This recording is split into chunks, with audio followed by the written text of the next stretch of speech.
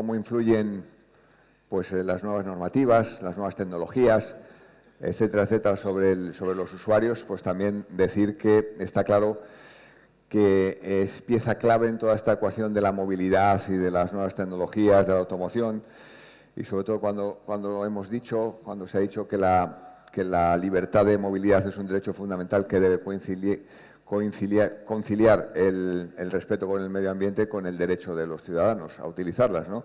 Por eso muchas compañías del sector tienen como objetivo la economía circular, es decir, reutilizar, conservar y compartir materiales y productos existentes durante el mayor tiempo posible. ¿Cómo se gestiona este proceso en la industria de la automoción? ¿Cuáles son los costes y cómo repercuten en el precio final? ¿Qué consecuencias tiene para la economía y para las empresas actuales todo esto?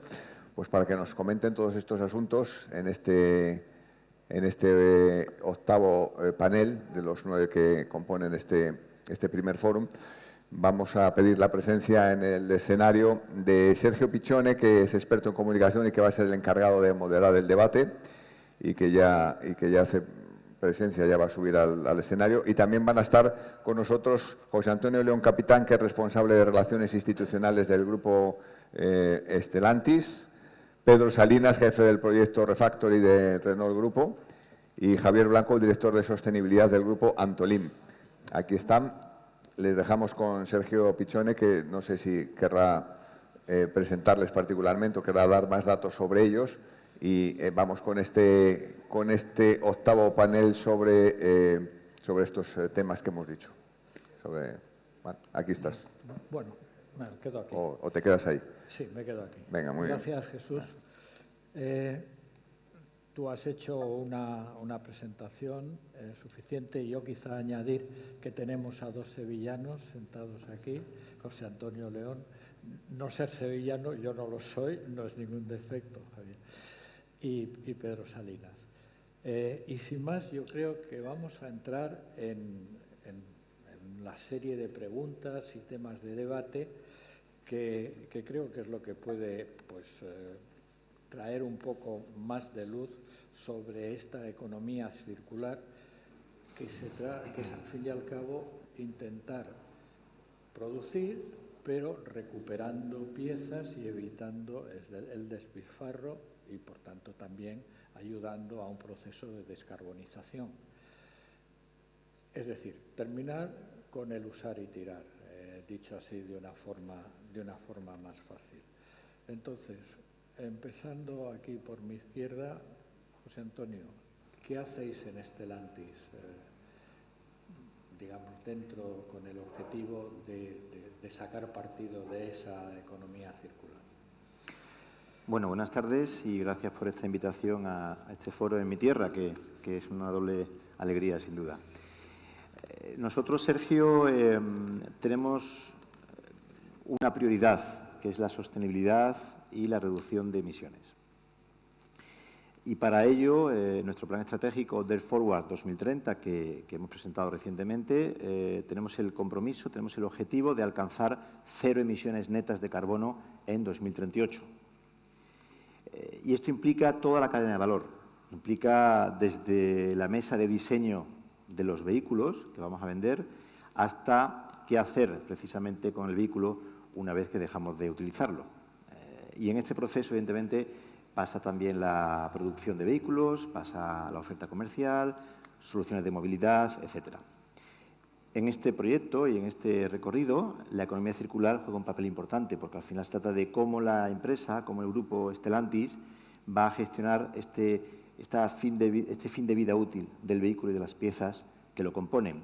Y para ello hemos lanzado una business unit, una unidad estratégica a nivel global que va a gestionar este asunto, que prevé además ingresos importantes ya en 2030 y que va a llevar a cabo una estrategia 360 donde básicamente actuamos en 4 ejes. El remanufacturing, donde ya tenemos 1.200 piezas de 40 líneas de producto, que son piezas que se han utilizado, se han desmontado, se han limpiado, se han revisado y se vuelven a incorporar a la cadena de producción.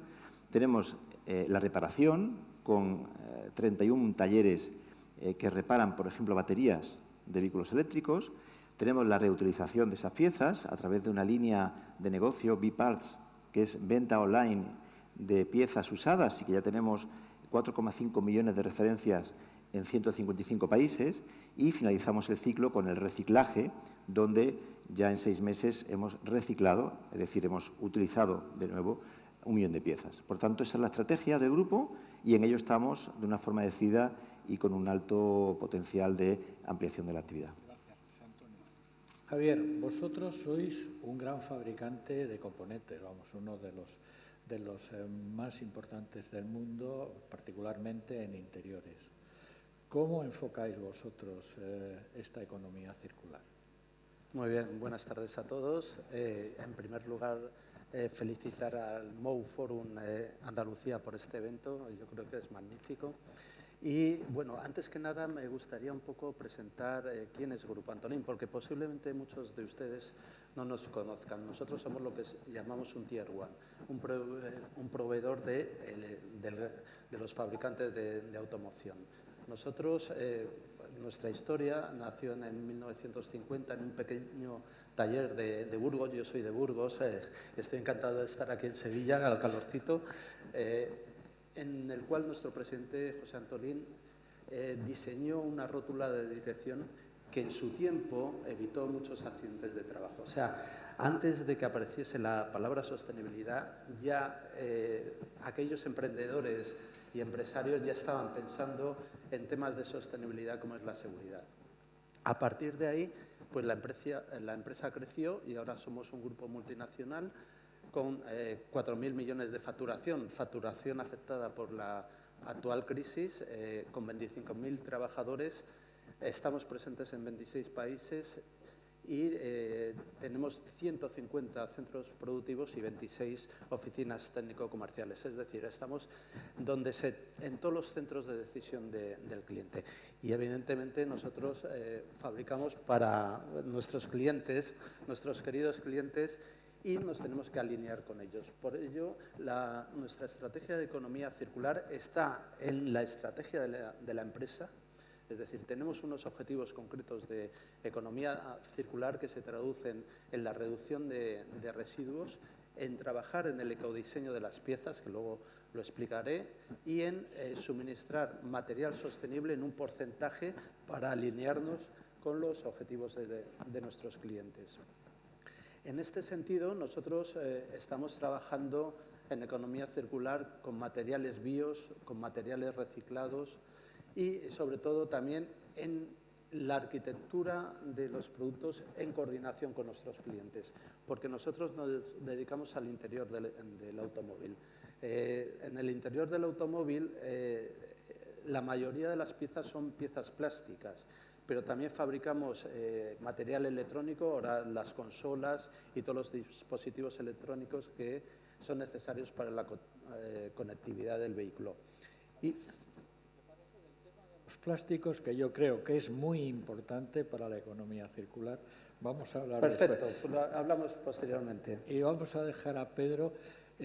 José Antonio ya ha mencionado la palabra refactoring, pero yo creo que Renault en ese terreno ha ido un poco más allá y además haciendo algo que hasta puede parecer un contrasentido en un momento en que estamos, pues Marta Blázquez decía hace un momento, hablaba del envejecimiento del parque, y eso de recuperar coches y ponerlos otra vez en vida, vamos, en la posibilidad de que sigan teniendo una vida útil, no es. Cuéntanoslo, por favor. Buenas tardes a todos. Muchas gracias también a MOU Forum Andalucía por darnos la oportunidad de participar.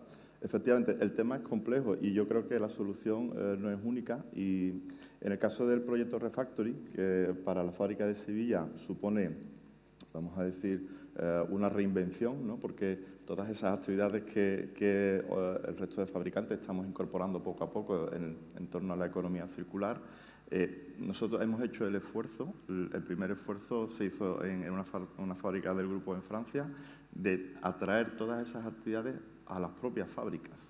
Es decir, que la fábrica se convierte en motor de los conceptos de economía circular. preocupándose y ocupándose no solo del qué, sino del cómo. Entonces, entramos en una dinámica en la que las fábricas luchan por dar soluciones para emitir la huella de carbono cero. Vamos más allá en decir, bueno, los productos que ya se han fabricado y que en una economía lineal tendrían un uso y un fin, ¿por qué no los reconvertimos en un concepto de economía circular, dándole una segunda vida a un vehículo que ya ha sido fabricado, ¿no? Entonces, en ese sentido, tiene un gran potencial de crecimiento, habida cuenta de la situación de la coyuntura actual, que ya hemos comentado en mesas anteriores, de manera que damos una opción al cliente de tener un vehículo reacondicionado.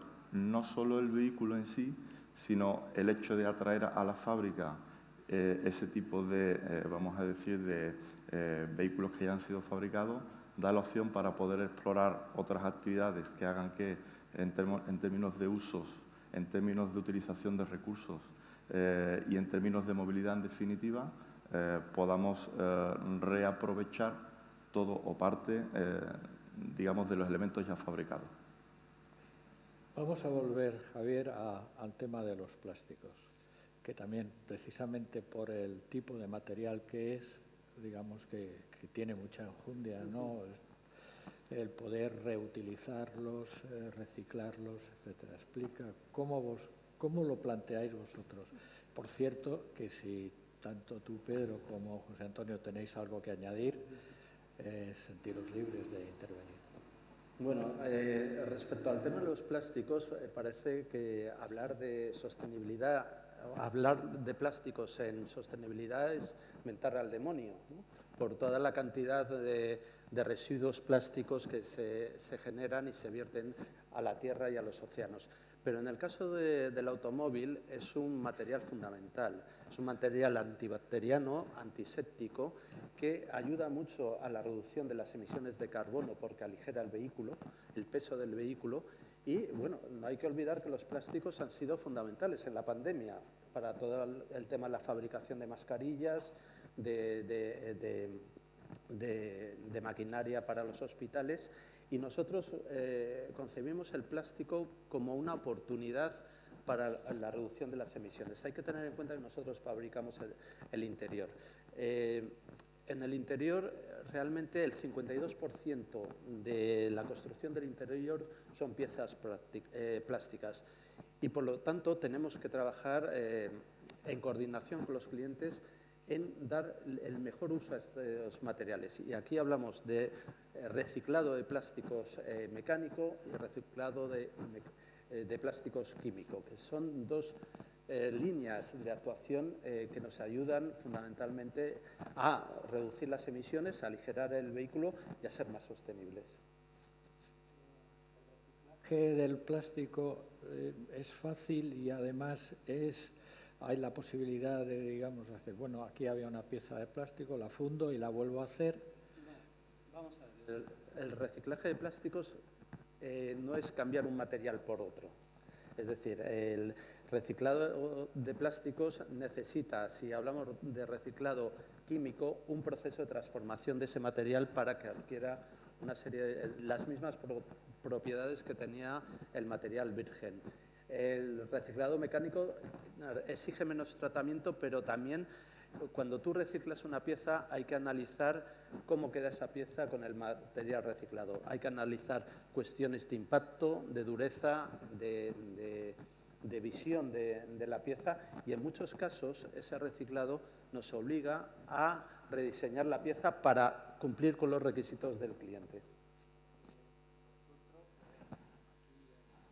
De Sevilla, ¿cómo tratáis? Porque supongo que llegarán coches que los plásticos pues vienen envejecidos. No todos los coches se pueden reacondicionar, hay un límite que implica la tecnología. Por cierto, ¿dónde está ese límite, ya que lo mencionas? Bueno, hay un equilibrio a encontrar económico, es decir, el cliente va a pagar un precio y por ese coche, entonces tenemos que ofrecer una alternativa que sea atractiva desde un punto de vista de costes, ¿no? Entonces, en ese sentido, no podemos reacondicionar cualquier vehículo. Y en línea a lo que decía José antes, es cierto que el hecho de atraer el vehículo a la factoría dará pie a hacer otras cosas. Entonces, en ese sentido, antes en la mesa anterior habíamos comentado que la transición hacia la electrificación estaba muy lejana, que no está seguro que todo vaya a funcionar en el momento exacto, pero en nuestro caso queremos proponer alternativas que puedan permitir, como decíamos antes, reutilizar o reaprovechar.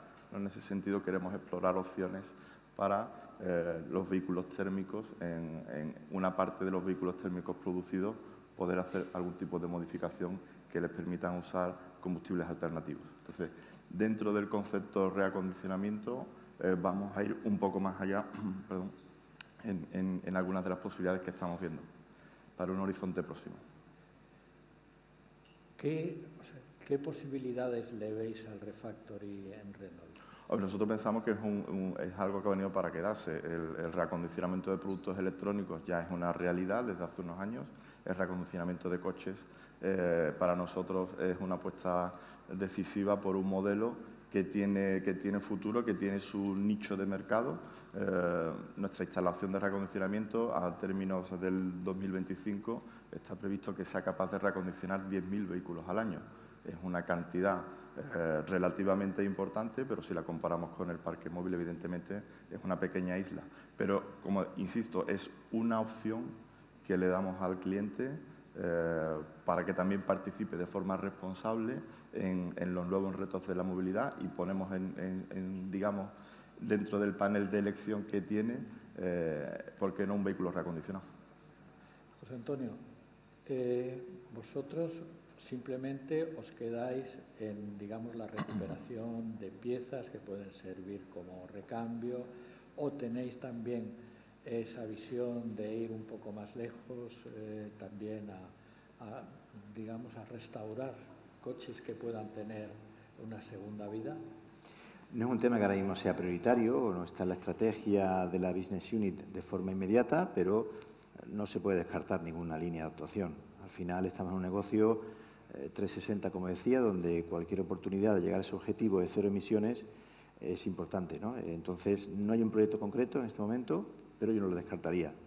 Tenemos otros objetivos a medio plazo, por ejemplo, 2030 queremos ya producir coches con hasta un 40% de piezas de origen biológico o recicladas y reciclables, y por lo tanto, pues va por ahí nuestros objetivos. Cuando dices de origen bio, sí. ¿Utilizando qué material en origen? Material que no tiene tampoco en su origen, claro, en su origen del propio material, un componente de emisiones de CO2. ¿No? Pasa igual con las baterías. El material que vamos a utilizar en las baterías, y tenemos varias alianzas ya anunciadas, van a ir en esa línea. Utilizar material que para su producción no haya habido una huella de carbono importante en sus... ¿Estáis vosotros, Javier, también en eso? Totalmente alineados. Es decir, nosotros en nuestros objetivos de nuestro plan estratégico también tenemos un objetivo para el 2030 de suministrar al cliente piezas con un 40% de material reciclado. ¿Qué impacto tiene digamos, toda la economía circular en la cuenta de resultados del Grupo Antolín? Bueno, cada vez que me hacen esta pregunta me digo, ¿voy a ser políticamente correcto o digo lo que pienso? Voy a decir lo que pienso. Vamos a ver, ahora mismo la economía circular, lo que es toda la sostenibilidad, cuando hablamos de energía renovable, el precio de la energía verde está siendo más caro, eso es una evidencia. Más caro si compras garantías de origen y puedes realmente optimizarlo más si vas por la vía de los PPAs o digamos, otro tipo de instrumentos como pueden ser las instalaciones fotovoltaicas o el autoconsumo. Actualmente, en materia de economía circular, los polipropilenos, que es el material que nosotros utilizamos, son un 20% más caros, si hablamos de reciclado mecánico, o un 50% más caros si estamos hablando de reciclado químico. Eso impacta en la estructura de costes del producto, con lo cual realmente hace que cuando tú tengas que vender el producto al cliente pues tengamos que ajustarnos cada uno en sus objetivos, los objetivos del cliente y los objetivos nuestros. No siempre llegamos a acuerdos y también se opta a veces por el material virgen, que es más barato. Esto es una cuestión de la ley de la oferta y la demanda.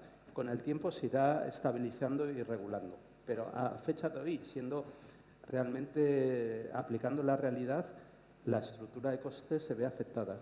Pero eso quiere decir que el proceso de descarbonización va a hacer coches más caros.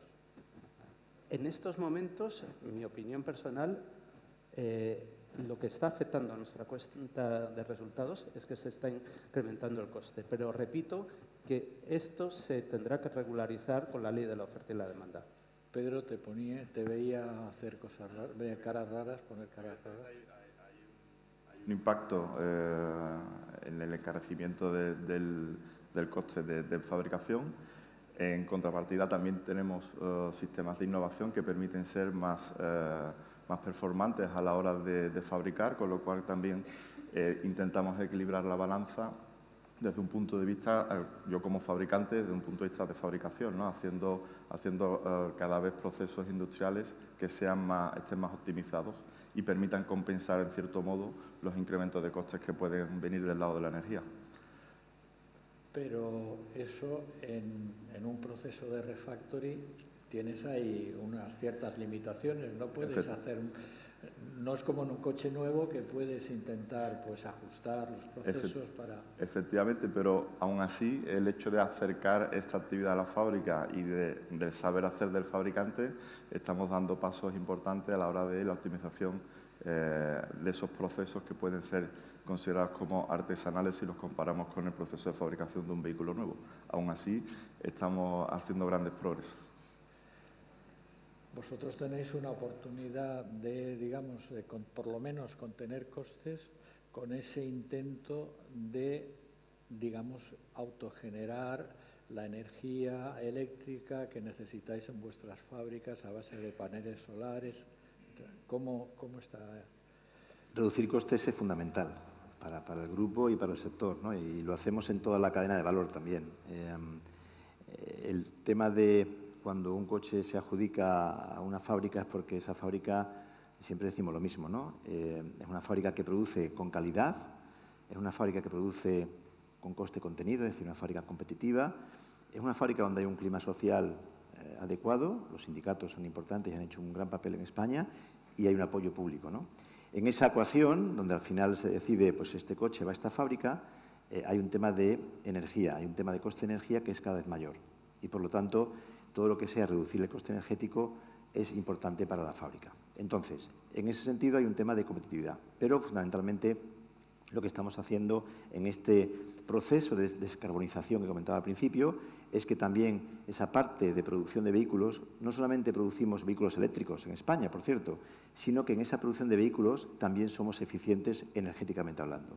Y para ello hemos ya instalado en Madrid, en nuestra fábrica de Madrid, una planta fotovoltaica. En Zaragoza, igualmente, en ambas factorías, Madrid y Zaragoza, aproximadamente ya un 30% de la energía eléctrica consumida se autogenera con estos paneles solares.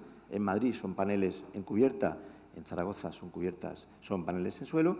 Instalaremos una tercera planta fotovoltaica en Vigo, la tercera fábrica del grupo, y el año que viene también en Zaragoza instalaremos en 2 fases una planta eólica con aerogeneradores. En el caso de Zaragoza, fíjate, llegaremos a producir con energía renovable hasta un 80% del consumo total de energía eléctrica. Por lo tanto, eso sin duda es importante por esa doble ecuación que decía. Primero, porque obviamente todo esto está dentro de ese plan para ser cero emisiones de carbono en 2038 y, por otra parte, contribuye a la competitividad de las fábricas, que es un tema, Sergio, que no es baladí. Digamos, ese 80% que ya conseguís generar en Zaragoza. Conseguiremos en 2024. En 2024, o que conseguiréis. ¿Se quedará en Zaragoza o estabais intentando, creo, que os concedieran un permiso de suministro? En esa cuarta pata, que es el apoyo público, tenemos, evidentemente, temas que mejorar. Tenemos temas en los que el Gobierno debería de ayudarnos, Porque, por ejemplo, no es normal que en Vigo, en la planta de Vigo, tengamos microcortes de la producción porque la alta tensión no llega a Vigo porque hay una decisión de que no llegue, que no entendemos, evidentemente, y que llevamos reclamando bastante tiempo.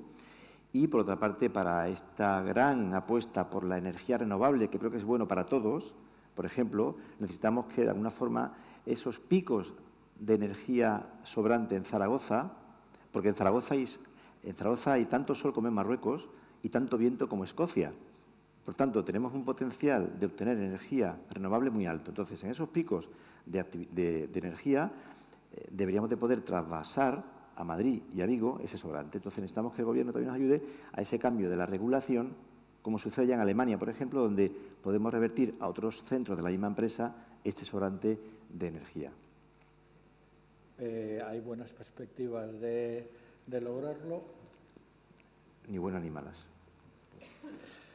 por ser políticamente correcto. Bueno, no se trata, en esta mesa no se trata de ser políticamente correcto. Esperamos que rápidamente tengamos avances. En el grupo Antolín, ¿qué tan importante es la economía circular, digamos, en vuestro funcionamiento, en vuestra estrategia de futuro? Bueno, como he comentado antes, los objetivos de economía circular están en la estrategia de la empresa. Esto ha transformado absolutamente todos nuestros procesos de ingeniería, porque hay que tener en cuenta que en el interior del automóvil, antes cuando un automóvil se llevaba al vertedero, ahora a centros autorizados de tratamiento, realmente se desmontaban las piezas de más valor, la parte metálica, las lunas, las ruedas. Pero el interior del automóvil es difícilmente desmontable, con lo cual hay que aplicar el ecodiseño en la arquitectura de estas piezas. Y ahí trabajamos conjuntamente con los clientes para diseñar piezas conjuntamente que permitan un desmontaje fácil de la pieza para poder ser reciclado. Eso es una de las líneas de acción en las que estamos trabajando. Otra línea es la utilización de los materiales bio. Nosotros, por ejemplo, estamos desarrollando piezas del automóvil con tejido de bambú. Bambú tiene una huella hídrica muy baja y tiene unas propiedades muy importantes, y ya estamos empezando a desarrollar piezas con este tejido, que es totalmente bio, o con fibras de madera para temas de aspecto y decorativos del vehículo. Aparte, estamos haciendo proyectos de economía circular, que yo llamo economía circular social, porque con todos los residuos que hacemos, que se generan en la fabricación de techos, nosotros somos líderes de techos a nivel mundial, conseguimos hacer un panel de madera, un panel para la construcción, en el cual, pasamos de la automoción a la construcción. Por ejemplo, la cubierta del aeropuerto de Málaga está hecha enteramente con material reciclado de Grupo Antolín. Pero también hacemos proyectos sociales, es decir, con ese material reciclado construimos casas en Angola y en otros países. Con lo cual, también quiero poner el foco, ¿no? Estamos hablando todo el tiempo de la E, pero vamos a meter la S, ¿no?, en todo este tema de la circularidad, porque se pueden combinar perfectamente. Y, digamos, ese trabajo de reciclaje, de recuperación de materiales, eso necesitará una mano de obra. Exactamente. Ahí también nosotros, para hacer este reciclado, tenemos una fábrica en Soria, también apostamos por la España vaciada, generamos trabajo allí para, es un proceso muy sencillo. Se tritura el material, se mete en una tolva, se mezcla con una resina específica y en una plancha se hacen los tableros de madera. Pero sí que requiere un trabajo de ingeniería, de diseño y de diseño en un sector que no es el nuestro, que es diseño para la construcción. Ahí juega un papel muy importante el tema de las alianzas. Estamos aliados con empresas constructoras que nos permiten ese material reciclado introducirlo en otros segmentos del sector. Y Pedro, cuando se puso en marcha el Refactory en Renault, había capacidad en la fábrica, pero el personal, porque una cosa es hacer cajas de cambio y otra cosa es ponerse, digamos, a reconstruir coches. Efectivamente, es también un desafío, ¿no? En el aspecto de innovación y de competencias. Entonces, nosotros hemos desplegado un plan de formación para hacer frente a estas nuevas actividades. En concreto, la planificación nos lleva a más de 12.000 horas de formación, de las cuales ya casi la mitad se han consumido durante este año, de manera que nos permita arrancar la actividad en los meses que vienen.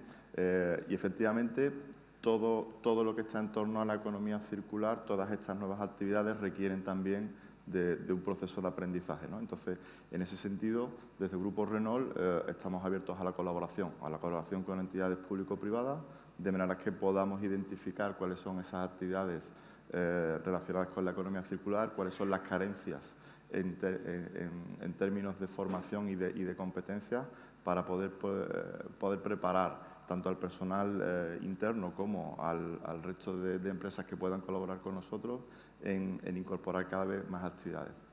Más o menos, ¿cuántos operarios se dedican al refactory? En términos estarán casi 100 personas cuando estemos trabajando a 3 turnos.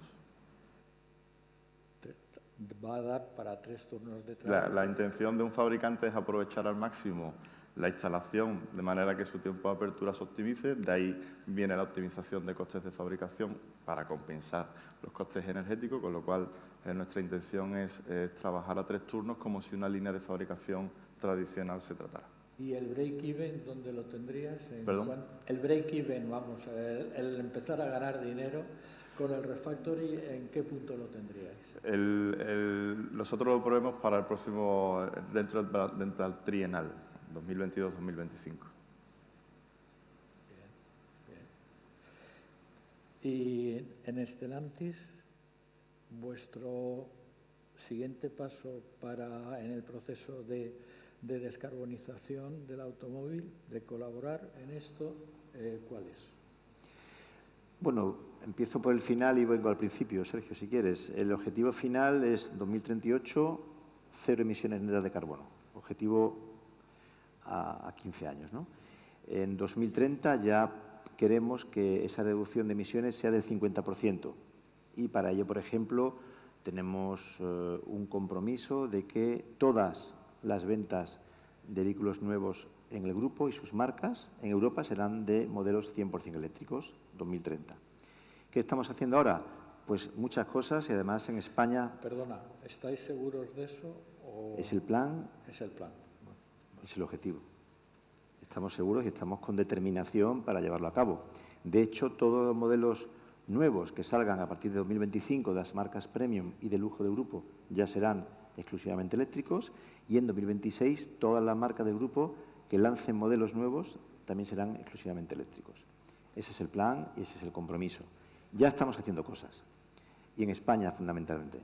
Cosas como, por ejemplo, un ambicioso plan donde actualmente hay 40 modelos electrificados de nuestras marcas que les recuerdo porque igual no se conocen, ¿no? Peugeot, Citroën, Opel, DS, Fiat, Abarth, Jeep, Alfa Romeo, Maserati y pronto Lancia. Todas esas marcas se venden en España. Pues de esas marcas tenemos ya 40 modelos en el mercado con versiones o bien 100% eléctricas o bien híbridas enchufables. Pero no solo eso, también producimos en España coches eléctricos, lo comentaba antes. Producimos no uno además, producimos coches eléctricos en todas las factorías. De los 16 modelos que fabricamos en España, 12 ya tienen versiones eléctricas, que de momento esas versiones eléctricas son compatibles con versiones térmicas, porque además en España utilizamos de momento plataformas multienergía que permiten en la misma línea producir para un mismo modelo, para el Opel Corsa en Zaragoza, producimos versión gasolina, versión diésel, versión eléctrica. ¿De qué depende el mix? De lo que el mercado pida. Si el mercado pide más coches eléctricos, cosa que no sucede en España, pero sí en otros mercados, pues la fábrica producirá más coches eléctricos. Si el mercado no tira, seguirá produciendo vehículos térmicos. Y esa es la estrategia en la que ya estamos avanzando y que forma parte, como decía antes, de un conjunto de acciones que van más allá de la economía circular. Baterías, también vamos a producir baterías en Europa, fundamentales. ¿Para qué? Para igualar el coste de los vehículos eléctricos, porque aquí hay un riesgo. y es que la electrificación puede producir una fractura social. Es obvio. Es decir, si a las grandes ciudades no se va a poder acceder salvo con vehículo eléctrico y el vehículo eléctrico sigue siendo mucho más caro que el vehículo de gasolina o diésel, pues estamos limitando el acceso a las clases bajas y medias. ¿Cómo tenemos que reducir este impacto? Pues abaratando el coste de producir vehículos eléctricos. Y en eso pues hay diferentes áreas. La mejora de la eficiencia en la fábrica y, obviamente, el coste de la batería, que sigue siendo prácticamente la mayor diferencia entre un coche térmico y un coche eléctrico. Y para eso vamos a producir baterías Europa, pues para reducir los costes y tampoco para depender de un mercado o de un continente como Asia, que ahora mismo es el proveedor de baterías a los vehículos nuestros.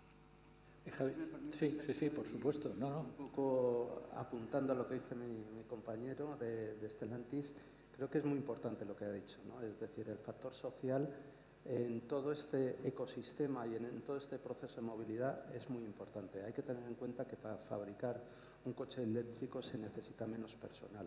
Es un proceso más simple. Sí que es cierto que la economía circular va a generar más empleos, pero realmente esto unido a las perspectivas de venta pues puede ocasionar un problema social a futuro. Yo, si me permitís, el otro día para preparar esta charla me pasé por un concesionario. ¿Y cuál es mi sorpresa? Que veo un coche eléctrico con un valor de 50.000 60.000 euros y al lado un coche chino por valor de 12.000 euros. Cuando estamos hablando, y en la ponencia anterior, una persona hablaba que la renta per cápita de España es realmente de 24.000 euros, pues la ecuación se antoja un poco difícil. Y entonces, un poco apuntando a lo que dice mi compañero, lo que tenemos que abaratar es el coste de producción del coche eléctrico, mejorar los incentivos fiscales y las reducciones de IVA y los incentivos para la compra de este coche eléctrico para rebajar esa brecha que es bastante importante. Sí. Un dato importante. Por ejemplo, fábricas como Madrid, que producen el C4, Citroën C4, el mix de vehículos eléctricos es en torno ya a un 20%. Es decir, el 20% de los C4 que salen de Madrid son eléctricos. En España el mercado eléctrico a día de hoy es un 3,5%. Es obvio que España se está quedando atrás. Y entonces hace falta pues, incentivos fiscales, hace falta lo que comentaban también en el anterior panel, que el MOVES funcione, etcétera, porque si no, evidentemente, y eso está claro, en esa ecuación de costes, la distancia del centro de producción al destino del vehículo es importante. Cuanto más lejos estén los coches que tú produces, más caro cuesta llevarlos al destino.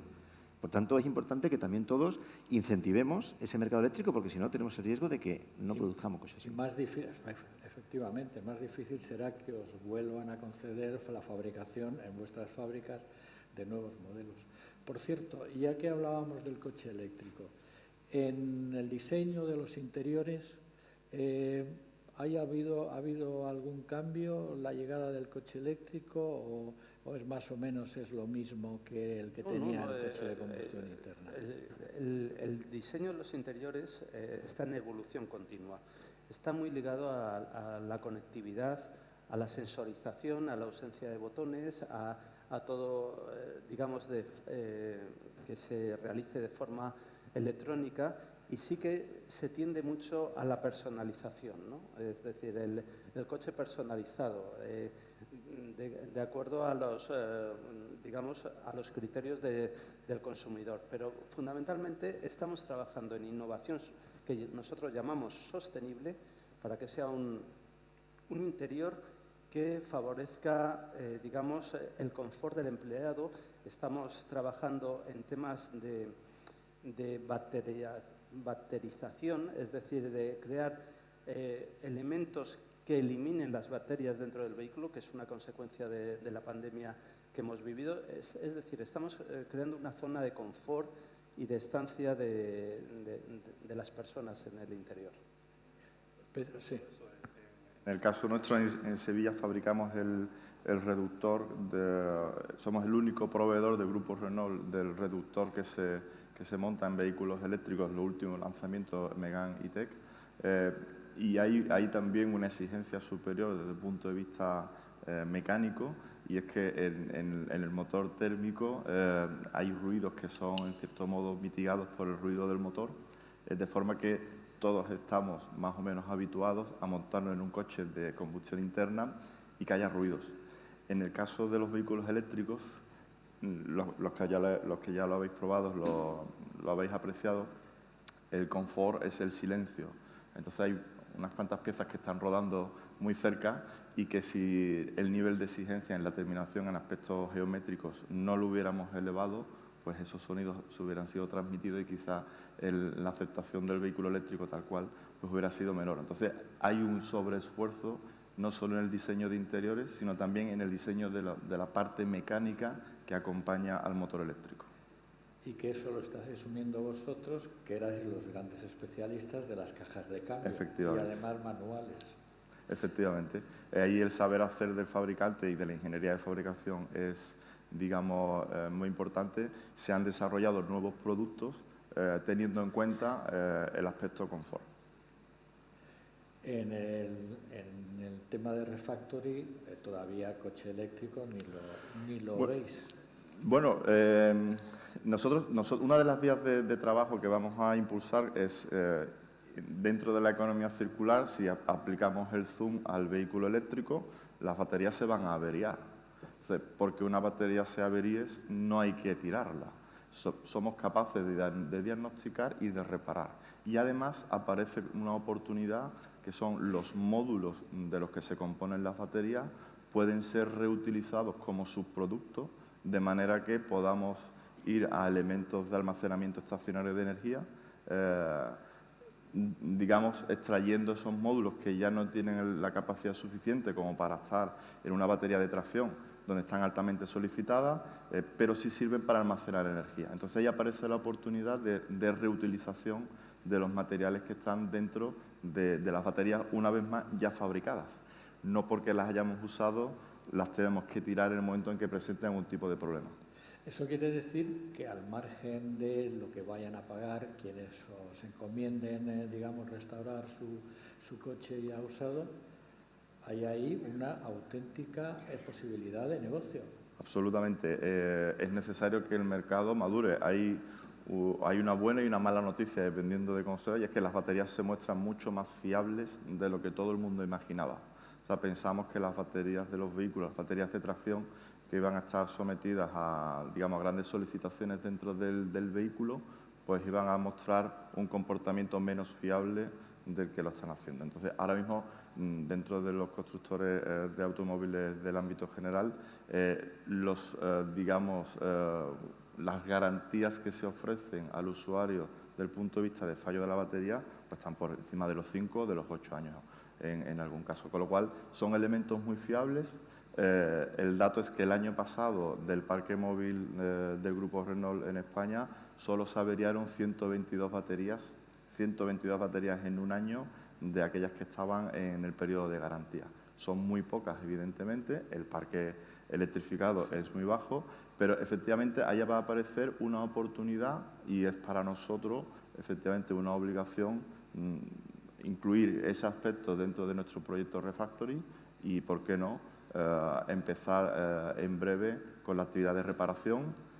Por un lado, reparar de manera que el usuario vuelva a disfrutar de su vehículo, diagnosticar en qué nivel de capacidad de carga mantiene ese módulo de batería para poderlo reutilizar, redireccionar hacia un subproducto que genere un valor, y si ese elemento en concreto ya no sirve tampoco para almacenar energía, proponer una destrucción y en ese camino, digamos, de reciclaje, reutilizar los elementos que son importantes dentro de la batería, fundamentalmente los metales pesados de los que está compuesta, para volver a reintroducir esos elementos en la cadena de suministro. ¿Trabajáis en estos procesos, trabajáis de acuerdo con el fabricante original de las baterías o lo hacéis? Actualmente estamos en contacto con el fabricante de la batería, es la fábrica de Flan la que ya es pionera en este sentido, generando ya propuestas concretas de módulos de almacenamiento de energía, inicialmente para autoconsumo propio de la fábrica, pero ya hay algunas ideas propuestas encima de la mesa para poder hacer elementos, poder comercializar productos que están hechos en parte por módulos de baterías recicladas. Javier, después, o sea, por tu experiencia que ya tienes en la economía circular, si esto miramos el proceso de descarbonización, ¿cuán importante es esta economía circular en ese proceso? ¿O es simplemente una pequeña parte políticamente Ni mucho correcta? menos. Es muy importante y contribuye decisivamente al proceso de descarbonización global que tenemos. Hay que diferenciar la huella de carbono corporativa y la huella de carbono de producto. Todas suman. La huella de carbono corporativa nos referimos al uso de las energías y la huella de carbono de producto nos referimos a, digamos, la descarbonización a través del producto. Para eso utilizamos una herramienta que utilizarán también mis compañeros, que es el análisis de ciclo de vida. Analizamos el producto desde que es material virgen hasta todo el proceso de transformación y transporte al cliente. Y en cada una de esas fases analizamos las emisiones de carbono que se producen en todas esas fases. En base a ese análisis aplicamos las medidas convenientes para reducir la huella de carbono. Es decir, si en una fase del proyecto o del producto, del desarrollo del producto, vemos que podemos utilizar material reciclado y con eso reducir la emisión de huella de carbono, es algo que proponemos al cliente y con eso aporta y suma a la descarbonización. Es muy importante el desarrollo de la economía circular en el proyecto global de descarbonización. Por eso nosotros tenemos un objetivo para el año 2030 de reducir en un 75% nuestras emisiones de carbono en los Scope 1 y 2. Tenemos que hablar del Scope 3, que es las emisiones de huella de carbono en nuestra cadena de suministro. Y eso que normalmente suponen entre un 70 y un 60% del total de las emisiones. Hay que trasladar estos objetivos tanto de reducción de huella de carbono como de utilización de material reciclado a toda nuestra cadena de suministro. Y en ocasiones es complicado porque estamos hablando de cadenas de suministros de 2.000 y 3.000 proveedores, con lo cual es un paso muy importante que hay que dar y trasladar esos objetivos. ¿Y es progresivo? Es decir, ¿o hay un límite que alcanzaréis y a partir de ahí? No, yo creo que así nuestros clientes nos transmiten sus objetivos. Nosotros nos adaptamos a sus objetivos y trasladamos los objetivos a la cadena de valor, con lo cual el objetivo es uno. La suma de los objetivos de nuestros clientes es la suma de la reducción de objetivos de toda la cadena de valor.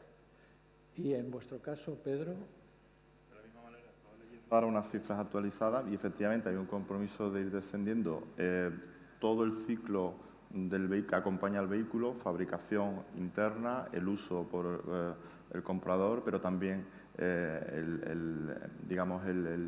la ayuda, el pilotaje de los proveedores que tenemos en ese sentido.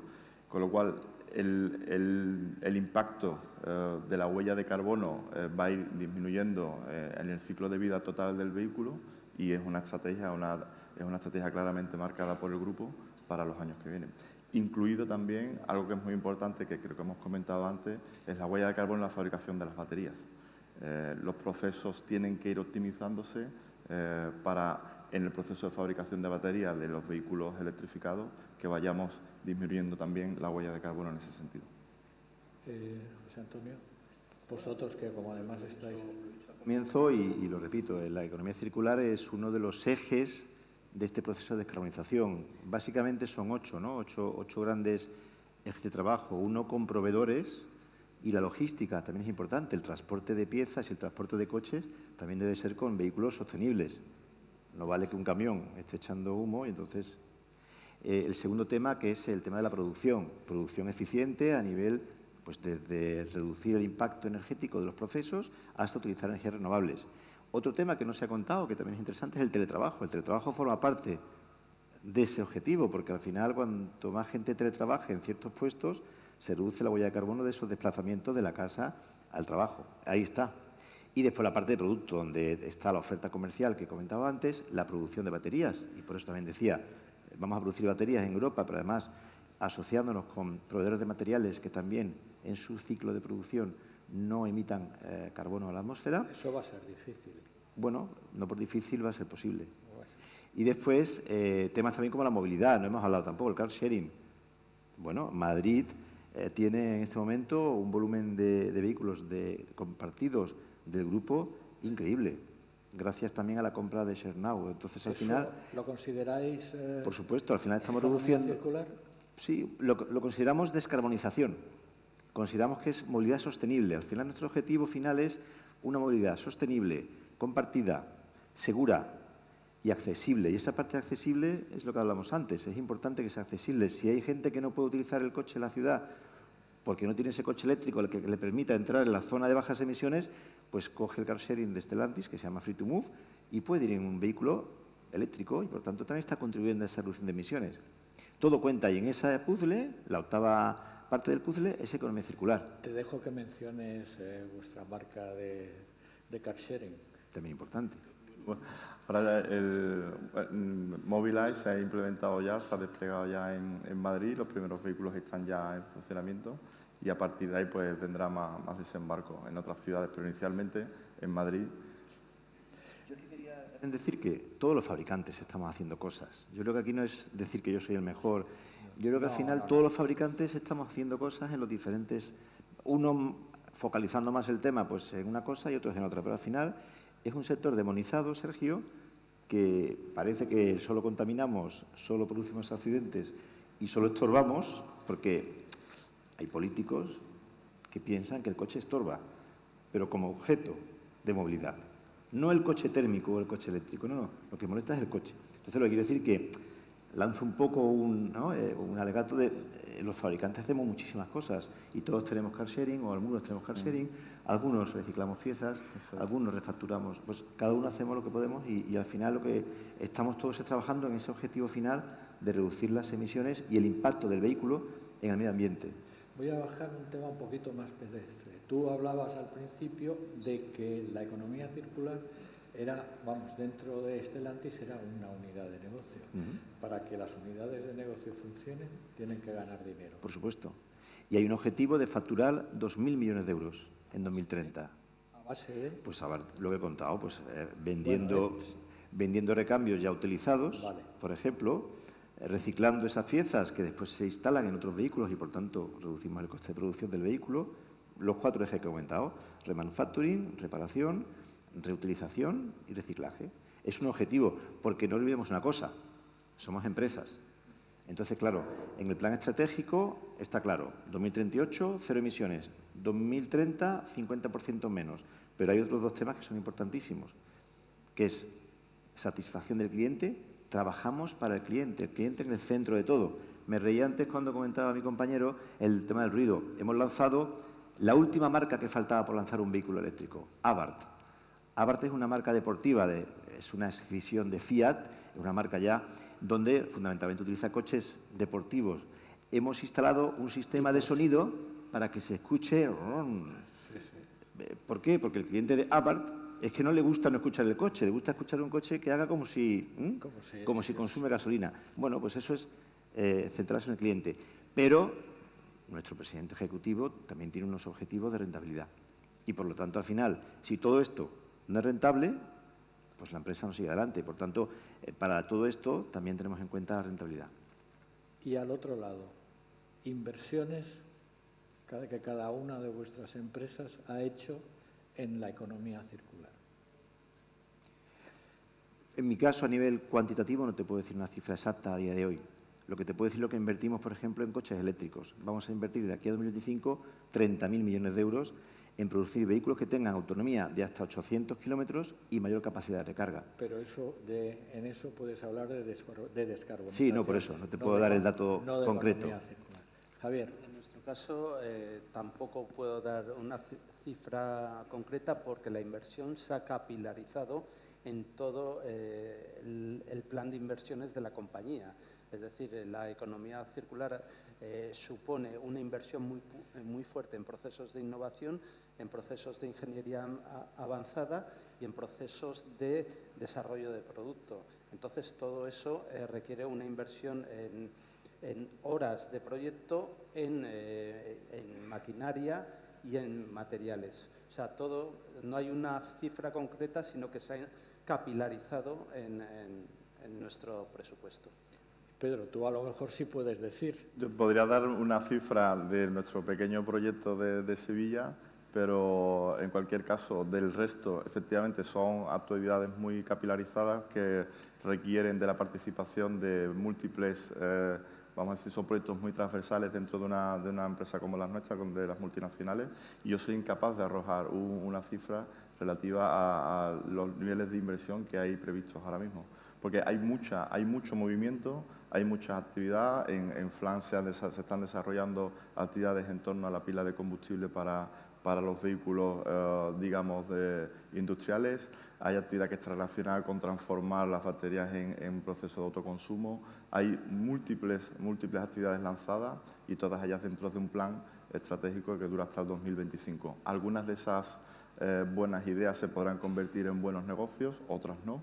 Y bueno, estamos ahora mismo en un proceso de innovación, de ruptura, de reinvención, y yo creo que es lo más importante para una fábrica como la nuestra. Veo que estamos ya en zona roja de tiempo.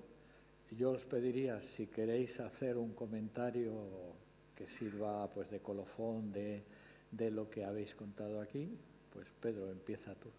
Simplemente yo quería recalcar el hecho de que efectivamente estamos en un entorno cambiante, hay muchas incertidumbres, llegaremos o no a la agenda marcada por la Unión Europea en términos de electrificación absoluta. Yo creo que hay sitio para todo, es decir, podemos construir las soluciones poco a poco y partiendo de pequeñas aportaciones que puedan ir sumando.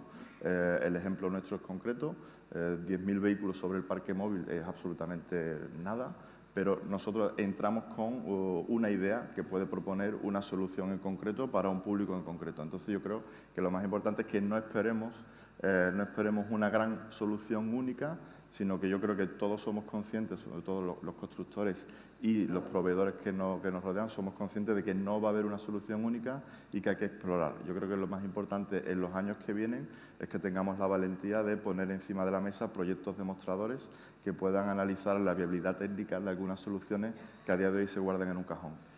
El público de vuestro refactory es gente que querrá tener coche de combustión interna después de 2035. Vamos a intentarlo. Javier. Bueno, pues yo quería concluir, no quiero reiterar los mensajes que se están dando en este foro, pero sí que me gustaría poner el foco en las personas. Tenemos que poner las personas en el centro de la sostenibilidad. Los ODS son 17 objetivos muy loables que pretenden mejorar la vida de las personas y hacer una sociedad mejor. Y todo lo que estamos desarrollando y lo que hemos hablado hoy sobre economía circular va orientada a mejorar la vida de las personas. Con lo cual, yo creo que no debemos perder el foco en las personas. Encima de todo. Exactamente. José Antonio. Pues yo en línea con lo que comenta Javier, porque además hemos comentado casi todo, decir que economía circular forma parte de esa estrategia del Grupo Stellantis, pero que para mí es una estrategia del sector con la descarbonización y la reducción del impacto de los vehículos en el medio ambiente y que no siempre creo que es apreciado por el exterior lo que los fabricantes luchamos y en lo que los fabricantes invertimos para que efectivamente cada vez más el impacto de nuestros vehículos en el medio ambiente sea lo menos gravoso posible. Pues muchas gracias por vuestra participación en este panel, que espero que haya sido interesante para nuestro público.